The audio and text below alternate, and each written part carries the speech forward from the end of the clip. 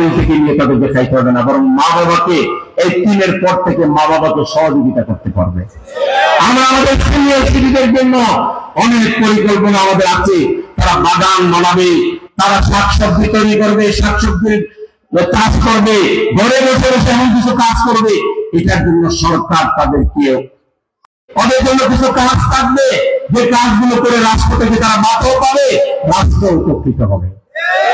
আমরা নতুন এবং পুরাতন, আমরা আমাদের ইয়াং জেনারেশন এবং আমাদের ওল্ড জেনারেশনের মধ্যে একটা সমন্বয় করে এমন একটা কর্মের বাংলাদেশ আমরা বানাবো।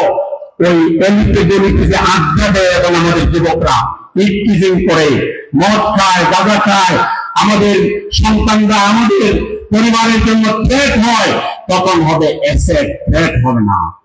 5টার মধ্যে চাকরি শেষ করে বাসায় যাওয়ার জন্য আপনার জন্য আঙ্গুর নিয়ে যাবে, বেদানা নিয়ে যাবে, মাকে বাবাকে ফোন করবে যে আমার চাকরির টাইম শেষ হয়েছে, বাসায় আসতেছি, কি নিয়ে আসবো।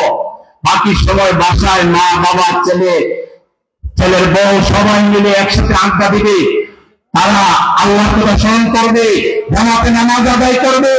কোন চরিত্রহীনতা, পর্দাহীনতা, কোন বেলাল্লাপনা, কোন ধরনের অশ্লীলতা, কোন ধরনের বিশৃঙ্খলা সমাজে থাকবে না।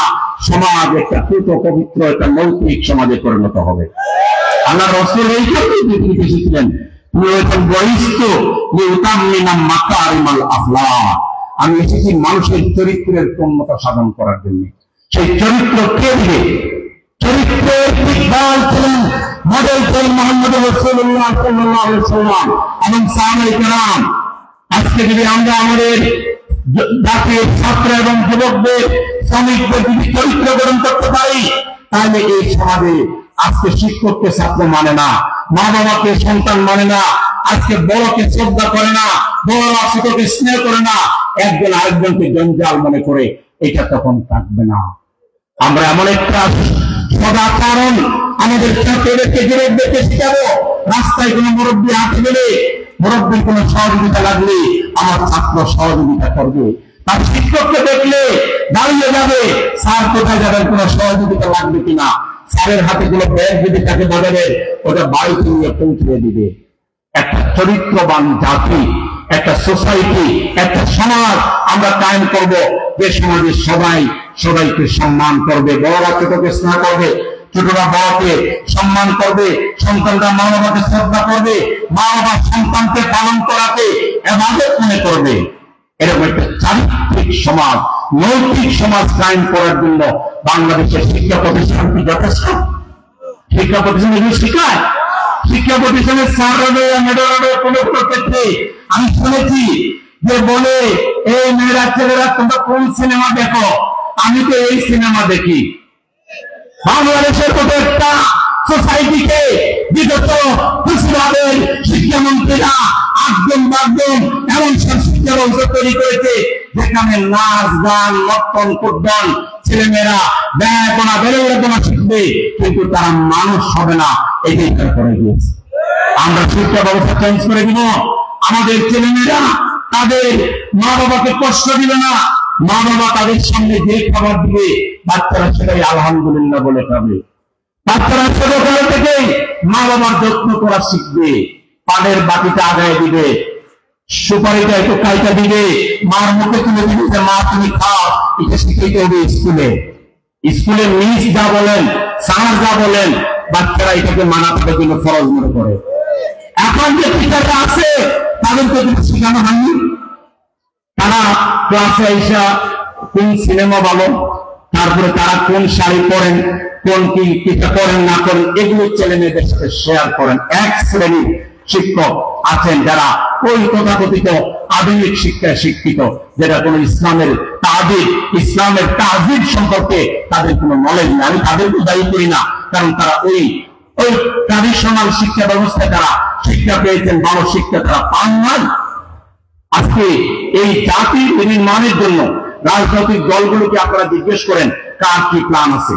অনেকে প্রস্তুত ক্ষমতা যাওয়ার জন্য, কিন্তু যুবকদেরকে নিয়ে কি প্ল্যান, ছাত্রদেরকে নিয়ে কি প্ল্যান, আমাদের শিক্ষক সমাজকে নিয়ে কি প্ল্যান, কিভাবে একটা সুস্থ সুন্দর জাতি নির্মাণ হবে, সেজন্য তাদের প্ল্যানটা কি জানেন, জিজ্ঞেস করেন, কোন উত্তর খুঁজে পাবেন না। তাহলে আজকে বাংলাদেশের ছাত্ররা যে স্লোগান দিয়ে বিজয় অর্জন করেছে সেটা হলো উই ওয়ান্ট জাস্টিস। আমরা বৈষম্য চাই না। আমার একটা সাধারণ শ্রমিক ভাইয়ের ছেলে যদি তার মেধা দিয়ে ভালো চাকরির যদি তার জন্য ভালো চাকরি পাওয়ার সুযোগ থাকে, তাইলে সে পরীক্ষা দেওয়ার পরে সে টিকবে। কাউকে 1 টাকা ঘুষ দেওয়ার ছাড়াই সেই চাকরি সে করবে। ঘুষের নামগন্ধ বাংলাদেশে আর রাখবো না। এ ধরনের ঘুষের বিরুদ্ধে, সুদের বিরুদ্ধে, অস্থিরতার বিরুদ্ধে, ব্যয়মানের বিরুদ্ধে, দুর্নীতির বিরুদ্ধে বক্তব্য দেওয়ার মতো, সাহস করে কথা বলার মতো দল বাংলাদেশে কয়টা আছে? সেই যদি আগের যে লাও সেই শুধু মানুষগুলো মুদ্রার এপিকপি আমরা চাই না। চাই, আমরা চাই নতুন বাংলাদেশ, যেই বাংলাদেশ চরিত্রের ভিত্তিতে চলবে, ইমানের ভিত্তিতে চলবে। সেই বাংলাদেশ প্রতিষ্ঠার জন্য জামাত ইসলামী কাজ করছে। জামাত ইসলামীর এই পরিকল্পনা, এই কাজে আপনারা কি সন্তুষ্ট? আপনারা কি চান জামাত ইসলামী বাংলাদেশ চালা? আমরা সবাই চান নাকি? তাহলে জামাত ইসলামী যারা প্রাথমিকভাবে করার জন্য এসেছেন তাদেরকে বলবো, 1 নাম্বার হলো আপনাদেরকে প্রথমে ইসলাম সম্পর্কে জানতে হবে। জামাত ইসলামী জ্ঞান চর্চার এক সুন্দর পরিকল্পনা দিয়েছে। প্রতিদিন কোরআন পড়া লাগে, হাদিস পড়া লাগে, সাহিত্য পড়া লাগে, 5 ওয়াক্ত নামাজ জামাতে পড়া লাগে। জামাত ইসলামীতে গাইডলাইন দিয়েছে। এই গাইডলাইন এখানে যারা আছেন তারা ফলো করতে হবে। শুধু মুখের স্লোগানে কিন্তু পরিবর্তন হবে না। মানুষ যদি আপনাদের কাছ থেকে কোরআনের কথা না শুনে, মানুষ যদি আপনাদের কাছ থেকে ইসলাম শিখতে না পারে, মানুষ যদি আপনাদের চরিত্রে ইসলাম না দেখে, তাহলে আমরা মুখে যত বড় গলায় কথা বলি মানুষের কাছে সেটা গ্রহণযোগ্যতা পাবেন না। সেজন্য আপনারা মহান আল্লাহর যে কিতাব পবিত্র কোরআন সহি করে, শুদ্ধ করে, শাব্দিকত্ব তর্জমা ব্যাখ্যা সহকারে আপনারা এখন থেকে কোরআন অধ্যয়নে অতীতের যে কোনো সময়ের চাইতে আরো বেশি সময় দিতে কি রাজি আছেন? দেখে রাজি আছেন? কোরআন পড়াকে জীবনের 1 নম্বর এজেন্ডা বানাতে পেলেন। আপনিও পড়েন, আপনার স্ত্রীকেও পড়ান, আপনার ছেলেকেও পড়ান, মেয়েকেও পড়ান, আপনার সমাজকেও পড়ান, স্বামীকেও পড়ান, প্রতিবেশীকেও পড়ান, আপনার ঘরকে কোরআনের সেন্টার বানান। দেখবেন আপনি উন্নত হবেন, আপনার পরিবার উন্নত হবে, আপনার প্রতিবেশী উন্নত হবে, সমাজ উন্নত হবে। কোরআনের ব্যাখ্যা হচ্ছে হাদিস, কোরআনের ব্যাখ্যা ইসলামী লিটারেচার। জামাত ইসলামীর প্রত্যেকটা সহযোগী কর্মীর বাসায় সাহিত্য রাখতে হয়, কোরআন রাখতে হয়, হাদিস রাখতে হয়। এগুলো শুধু রাখার জন্য রাখলে হবে না, পাগল করা হয়ে কোরআন পড়ুন, হাদিস পড়ুন, সাহিত্য পড়ুন, রিপোর্ট রাখুন। রিপোর্ট রেখে আপনার আয়নায় আপনি দেখুন আপনি কতটা ডেভেলপ হয়েছেন। বাংলাদেশে এরকম আরেকটা পার্টি এবং দুনিয়ার খুব কম জায়গায় এরকম পার্টি আছে যে যার প্রত্যেকের হিসাব তাকে নিজেকে নিতে হয়। এটা অভ্যাস গড়ে তুলতে হবে। জামাত ইসলামী যারা করবেন, জামাত ইসলামীর যে রুল আছে, নিয়ম আছে, এই নিয়ম আপনি ফলো করতে হবে। এটা করার ক্ষেত্রে কোনো গড়িমসি করলে জামাত ইসলামীকে আমরা জনগণের কাছে নিয়ে যাওয়ার জন্য যে আমাদের দ্রুত যে পৌঁছা দরকার, এটা পৌঁছাতে দেরি হবে। জামাত দ্রুত আগা এটা চান না জামাত আস্তে আস্তে আগা যেটা চান? কোনটা চান? দ্রুত আগানোর পক্ষে কে কে তো হাত তোলেন? হাত তুলে রাখেন, আমি না কথা শেষ না করা পর্যন্ত। তাইলে এখন থেকে কোরআন অধ্যয়ন একদিনও বাদ দেবেন না ইনশাআল্লাহ, একদিনে হাদিস পড়া বাদ দেবেন না ইনশাআল্লাহ, একদিনে ইসলামী সাহিত্য না পড়ে ঘুমাবেন না ইনশাআল্লাহ, একদিনও 5 ওয়াক্ত নামাজ জামাতে পড়ার ক্ষেত্রে প্রচেষ্টায় কোনো দুর্বলতা দেখাবেন না ইনশাআল্লাহ, রিপোর্ট রাখবেন ইনশাআল্লাহ। আপনারা জামাতের ভালো কর্মী এবং বায়াতের কর্মী রোপণ হয়ে যাওয়ার জন্য এখন থেকে দূরে দূরে প্রচেষ্টা চালাতে রাজি আছেন?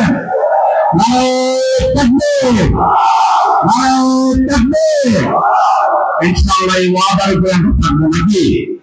2 নম্বর হলো শুধু ইসলাম জানলে হবে না, ইসলামের আলোকে ব্যক্তি গঠন, পরিবার গঠন, সমাজ গঠন এবং মানুষের দৃষ্টি দৃষ্টি আকৃষ্ট করার জন্য মানুষকে যদি আমরা সেবা দিতে পারি, মানুষের কাছে যদি আমাদের সালাম পৌঁছাতে পারি, আসসালামু আলাইকুম ওয়া রাহমাতুল্লাহ অর্থটা কি?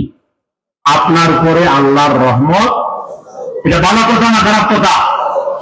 এখন থেকে ডেইলি আপনাদেরকে যদি দায়িত্ব দেই যে আমাদের পক্ষ থেকে, আমিরে জামাতের পক্ষ থেকে, মহানগরী আমিরের পক্ষ থেকে, নায়েবে আমির সেক্রেটারির পক্ষ থেকে, মহানগরীর দায়িত্বশীলদের পক্ষ থেকে, থানা আমিরের পক্ষ থেকে জনগণকে সালাম পৌঁছাবেন।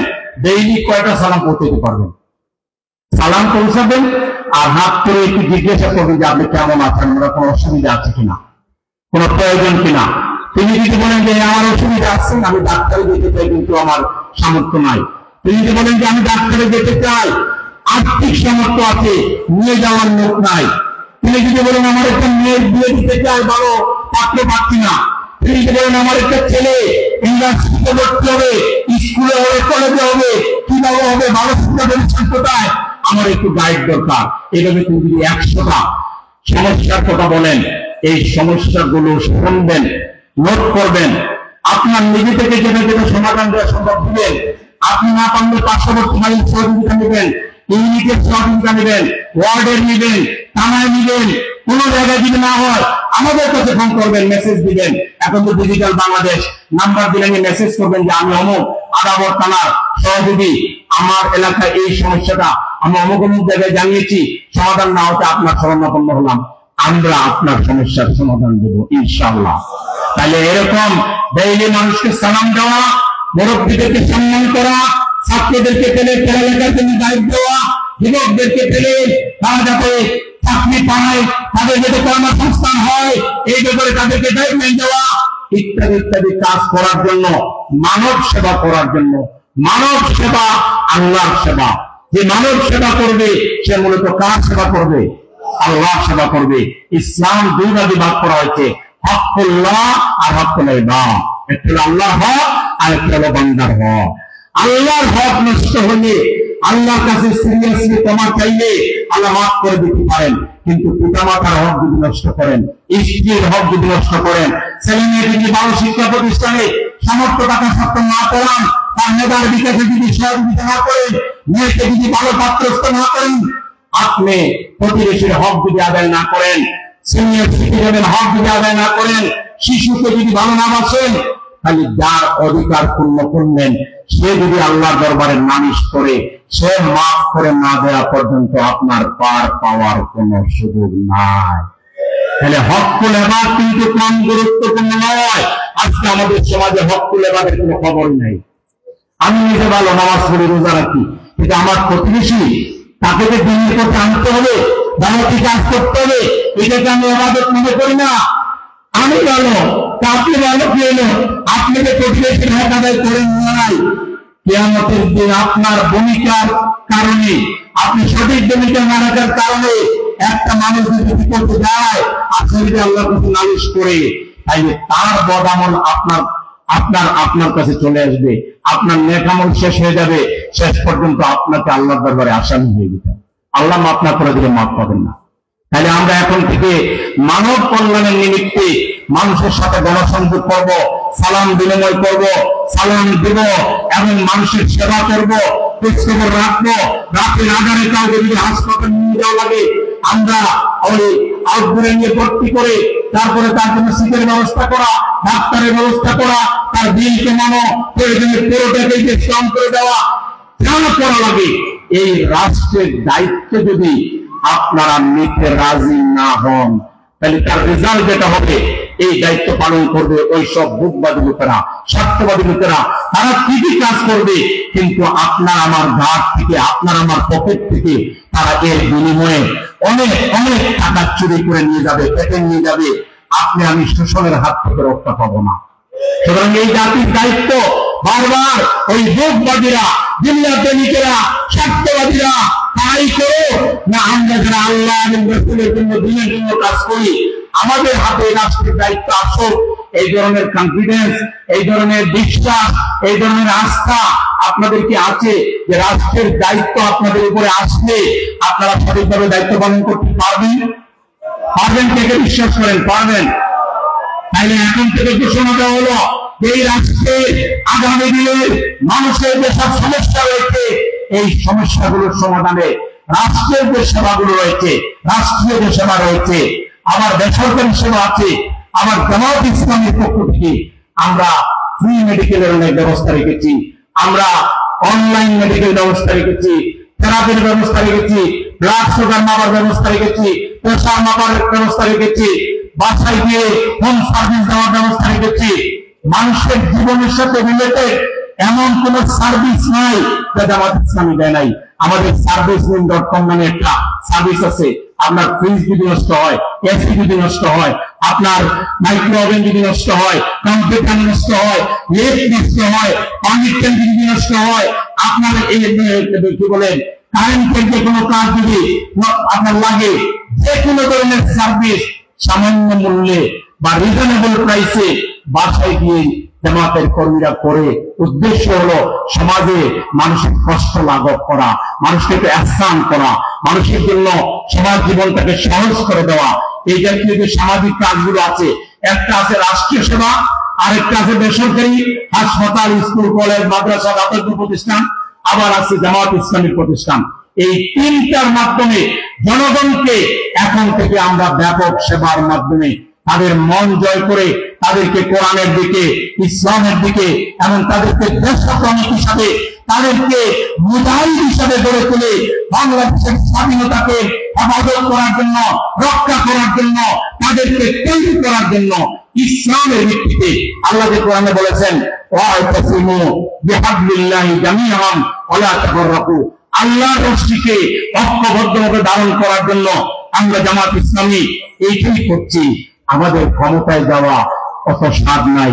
ক্ষমতায় যে চাষা যাইতেছেন যান, আপনাদের সংবিধানে লিখতে হবে আল্লাহর আইনের ভিত্তিতে দেশ চালাবেন, আপনারা ভালো হয়ে যাবেন, চুরি চামারি করবেন না, ডাকাতি করবেন না, ছিনতাই করবেন না, দেশের টাকা বিদেশে পাচার করবেন না, শেয়ার মার্কেট লুট করবেন না, ব্যাংক লুট করবেন না, মানুষের জুলুম করবেন না, সন্ত্রাস করবেন না, চাঁদাবাজি করবেন না। এই অঙ্গীকার দিয়ে যে চাষা ক্ষমতা যেতে চান, মুশকিল চান, কিন্তু এটা পরিশুদ্ধ না হয়ে ক্ষমতায় গিয়ে যদি আবার জুলুম করার চেষ্টা করেন। এবার হাসিনাকে নামাতে 36 দিন লেগেছিল, আগামী দিনের চাষাদের নামানোর জন্য 36 ঘন্টা সময় লাগবেন না। বলা হয়ে চলেন, বাংলাদেশের মানুষকে আর শোষণ করতে পারবেন না, চাঁদাবাজি আর করতে পারবেন না। এখনো চাঁদাবাজি করতেন ভালো হয় না, চাঁদাবাজদের বিরুদ্ধে আমাদের লড়াই চলবে, দুর্নীতিবাজদের বিরুদ্ধে আমাদের লড়াই চলবে। যে রাতি রক্ত দিয়ে স্বাধীনতা রেখে সেই পাপি তার দাদাগিরি মানবে না, হন আর বিদেশের হন, আদালতের মানুষ আমরা লড়াই শিখে ফেলেছি। আমাদের আবু সাহেব, আমাদের মুক্তরা বক্তৃতা দিয়ে প্রমাণ করেছে দুই তাদের কাছে কোন বিষয় আর নয়। আগামী দিনের বাংলাদেশ কিন্তু চালানো তো সহজ ব্যাপার হবে না। নির্বাচিত হয়ে আসাও অত সহজ হবে না। আমার শ্রমিক ভাইরা এখন বলে মুদ্রার একই টপিক, আমার শ্রমিক ভাইও বুঝে ফেলছে আগামীর বাংলাদেশে পার্লামেন্ট মেম্বার হওয়া অত সোজা হবে না। বুঝে শুনে পা বাড়াবেন। বাংলাদেশ সিরাতুল মুস্তাকিমের উপরে চলতে হবে, বাংলাদেশ চলতে হবে এদেশের সংখ্যাগরিষ্ঠ মানুষের ঈমান আকীদার ভিত্তিতে। বাংলাদেশ চলতে হবে এদেশের যে তাহজিব উদ্যম কালচার আছে সেই কালচারের ভিত্তিতে বাংলাদেশ চলবে ইনশাআল্লাহ। সেই বাংলাদেশ গড়ে তোলার জন্য জামাত ইসলামীর আমির তৎকালীন মাওলানা মতিউর রহমান নিজামী রাহিমাহুল্লাহ, শহীদ মাওলানা মতিউর রহমান নিজামী, শহীদ আমির হাসান মামুন নিজামী, শহীদ কাসেম আলী, শহীদ কামারুজ্জামান, শহীদ আব্দুল কাদের মোল্লা সহ আলমিয়া বেলাল হোসেন সাইদি, কোরআনের পাকিজাত ওনারা তিলে তিলে ফাঁসির মঞ্চে জীবন উৎসর্গ করেছেন এই সোনার বাংলাদেশের জন্য, মুক্ত বাংলাদেশের জন্য, মুক্ত বাংলাদেশের জন্য। সেই বাংলাদেশ আমরা পেয়েছি। এই বাংলাদেশকে আমরা নিয়ে আর কাউকে সিনেমিনি খেলার কোন সুযোগ দিতে চাই না। সেই জন্য প্রিয় ভাইরা, আজকে বাংলাদেশের মানুষকে ঐক্যবদ্ধ করার সময় এসেছে। আমরা যদি নীরব থাকি, নিষ্ক্রিয় থাকি, নিকট থাকি, সময় যদি আমরা ব্যয় করে ফেলি, এলোমেলো ভাবে তাই কিন্তু হবে না। এখন ব্যাপক কাজের সময়, আমাদের মানুষের কাছে যেতে হবে, কাজ করতে হবে, মানুষকে ঐক্যবদ্ধ রাখতে হবে, মানুষের যে কোনো সমস্যার সমাধানে আমাদেরকে সবার আগে এগিয়ে যেতে হবে। আমরা পারবো তো ইনশাআল্লাহ। আর বাংলাদেশের বিরুদ্ধে যে ষড়যন্ত্র চলছে, এই ষড়যন্ত্র যদি বন্ধ না হয়, আর যদি সমস্ত জনগণকে, নারী পুরুষ শিশু যুবক ছাত্র নির্বিশেষে সবাইকে নিয়ে দিতে বাংলাদেশ রাস্তায় যদি অঙ্গীকার করতে হয়, শপথ করতে হয়, রাস্তায় নামতে হয়, কোথাও যেতে হয়, সেটা করতে আপনারা কি রাজি আছেন? আমরা যারা ষড়যন্ত্রকারী তাদেরকে হুঁশিয়ার করে দিতে চাই যে বাংলাদেশকে নিয়ে আপনাদের ষড়যন্ত্রের আর তেমন কোন সুযোগ নেই। আমরা ছিলাম, আমরা আছি, ইনশাআল্লাহ আমরা 18 কোটি মানুষ ঐক্যবদ্ধ থেকে আমাদের এই জন্মভূমির স্বাধীনতাকে সার্বভৌমত্ব থেকে এখানে আমরা একটা কল্যাণ রাষ্ট্র, একটা পরিবর্তন, একটা নতুন বাংলাদেশ, নতুন ব্যবস্থা, পুরাতন গাছের রাজনীতি নেতৃত্বকে বিদায় দিয়ে আমরা একটা নতুন ফর্মুলা নিয়ে নতুন একটা বাংলাদেশ, যেটা পৃথিবীকে নেতৃত্ব দিবে। এই বাংলাদেশ দেখে মানুষ উৎসাহিত হবে, সারা দুনিয়া থেকে শ্রমিক এখানে আসবে, ছাত্র আসবে, মানুষ বাংলাদেশ থেকে শিখবে। সেরকম একটা নতুন বাংলাদেশ প্রতিষ্ঠায় আমরা সকলে ঐক্যবদ্ধভাবে এগিয়ে যাব। মহান আল্লাহ আমাদের তৌফিক দান করুন। সবাইকে আন্তরিক শুভেচ্ছা এবং ধন্যবাদ জ্ঞাপন করে আজকের ঐতিহাসিক সহযোগী সম্মেলনের সফলতা কামনা করে সবাইকে আন্তরিকভাবে সালাম জানিয়ে আমার কথা শেষ করছি। আল্লাহ হাফেজ। বাংলাদেশ জিন্দাবাদ, বাংলাদেশ জামায়াতে ইসলামী জিন্দাবাদ।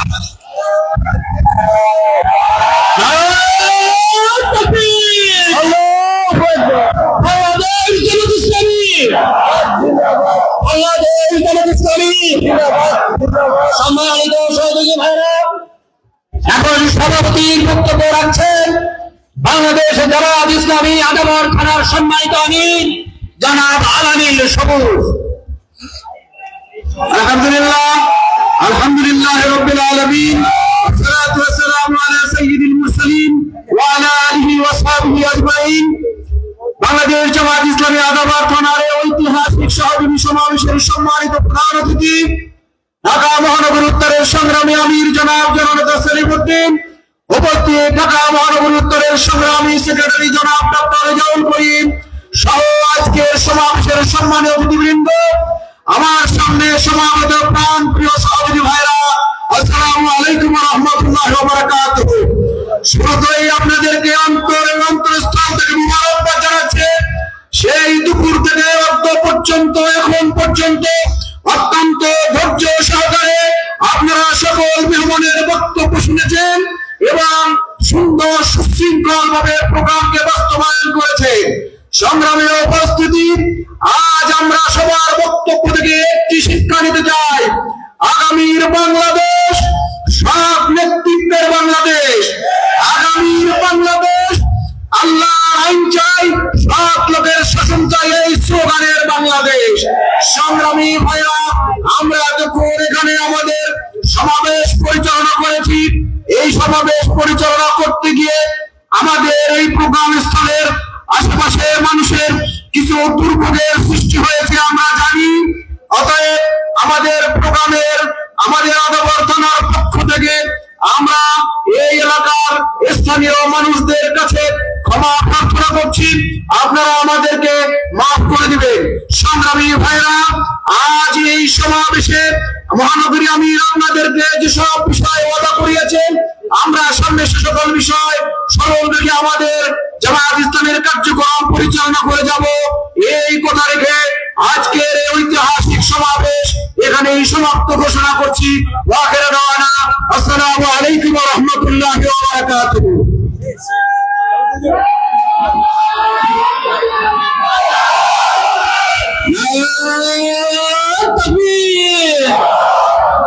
বাংলাদেশ জামায়াত ইসলামী আল্লাহর আইন চাই, আল্লাহর আইন চাই। এসব আইন জামাত করি মাদক মুক্ত সমাজ করি, এসো ভাই দাওয়াত করি, সুন্দর একটা জীবন করি, এসো ভাই জামাত করি, দুর্নীতি মুক্ত সমাজ করি। নারায়ে তাকবীর। সম্মানিত সুধী মণ্ডলী, পাশে মসজিদ আছে, সবাই মসজিদে নামাজ পড়বেন। আশপাশে অনেক মসজিদ আছে যাদের উযু নাই, তারা ওখানে গিয়ে নামাজ আদায় করবেন। আমাদের প্রোগ্রাম আমাদের সভাপতির বক্তব্যের মধ্য দিয়ে শেষ হয়েছে। নেতৃবৃন্দ, দায়িত্বশীলরা আমাদেরকে যে দিক নির্দেশনা দিয়েছেন, আমরা সেভাবে আমাদের ব্যক্তিগত সমাজ জীবন এবং রাষ্ট্র জীবনকে পরিগঠন করতে চাই। আল্লাহর কাছে সেই তৌফিক কামনা করি। আসসালামু আলাইকুম ওয়া রাহমাতুল্লাহি ওয়া বারাকাতুহু।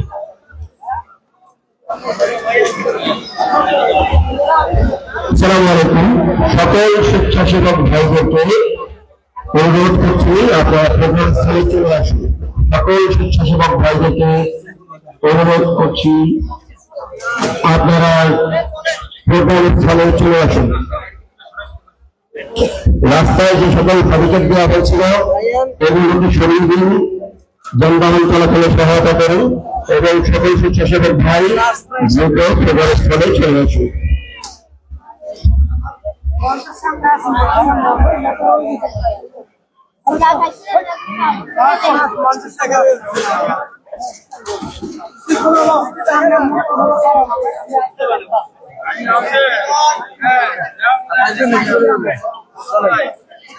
আমরা লাইভ করতে করতে লেগে আসি।